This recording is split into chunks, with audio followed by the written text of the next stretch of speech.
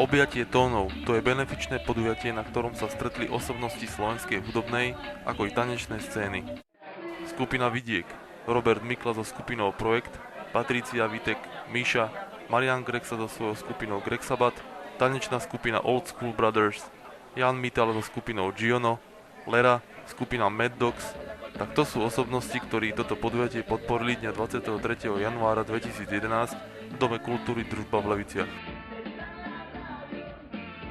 Cieľom tohto projektu je usporiadať v Leviciach koncert pre mentálne postihnutých z obce Krškany a z celého Nitrianskeho samosprávneho kraja, lebo bežne mentálne postihnutí sa nevedia dostať na koncert, tak sme sa rozhodli, že prinesieme koncert my priamo pre nich. Dneska tu bude rocková hudba, bude tu znieť pop, budeme tu mať tanečné predstavenie. Je to viac menej taký pestrý, ako keby letný hudobný festival. My sme presvedčení, že projekt sa vydarí v tom, že nám prinesie hudbu, tanec a hlavne radosť a šťastné srdcia.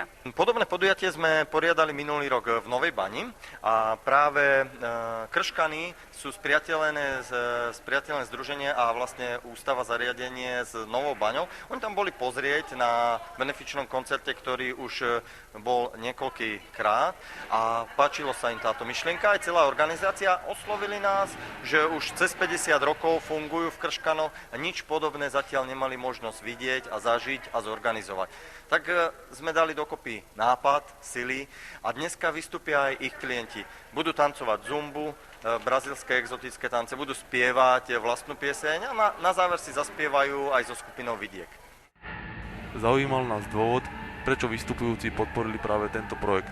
Ja som týmto veciam naklonený. Ja som vlastne v Leviciach študoval kedysi 2 roky a v Krškanoch v domove sme boli vlastne zo školy vtedy, keď som študoval pedagogiku. Treba to podporiť, treba tých ľudí podporiť a v podstate oni nemôžu za to, akí sú, ale sú tu, žijú medzi nami a treba ich akceptovať a treba im pomôcť a dať im najavo, že sú súčasťou našej spoločnosti. Ak mám čas, tak o mne je všeobecne známe, aj organizátori to vedia, že ja podporujem všetky charitatívne projekty, pokiaľ mám pocit, že to je naozaj na tej báze, že človek alebo organizácia chce pomôcť, takže keďže dneska je krásny slnečný deň, nemohla som povedať nie, je našou povinnosťou prísť a pomôcť takéto dobrej veci. Vždycky, keď ma oslovia na niečo, čo niekde pomáha niečomu, tak ja, keď môžem a mám voľno, tak samozrejme to vezmem a súhlasím, lebo keď to niekomu urobí radosť, tak to je celý dôvod. Sú to úplne normálni ľudia a prichádzam s nimi do styku veľmi dlho, vždy, ešte keď som robila angličtinu, tak dokonca som sa tomu venovala aj z tej strany. A sú to normálne, veľmi veľa z nich je vážne talentovaných a milých ľudí.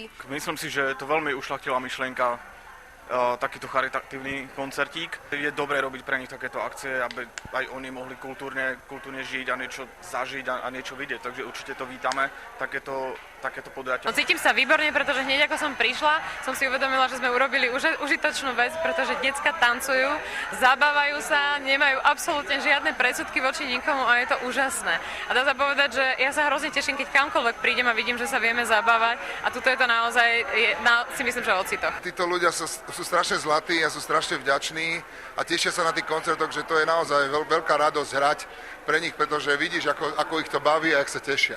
Je tu veľa ľudí, sú tu muzikanti, je tu hluk, môžu si spievať, tancovať, čiže podľa mňa je to veselšie, určite je to taký slávnostnejší ako ten bežný deň. Vidím, že sa títo ľudia bavia, tak som veľmi rád, že sme sem prišli a dúfam, že budú aj ďalšie iné takéto akcie, na ktorých sa môžeme zúčastniť. Týmto zmysluplným podujatím sprevádzala známa a obľúbená moderátorka Adela Banášová. Ja mám pocit, že ich poteší úplne všetko.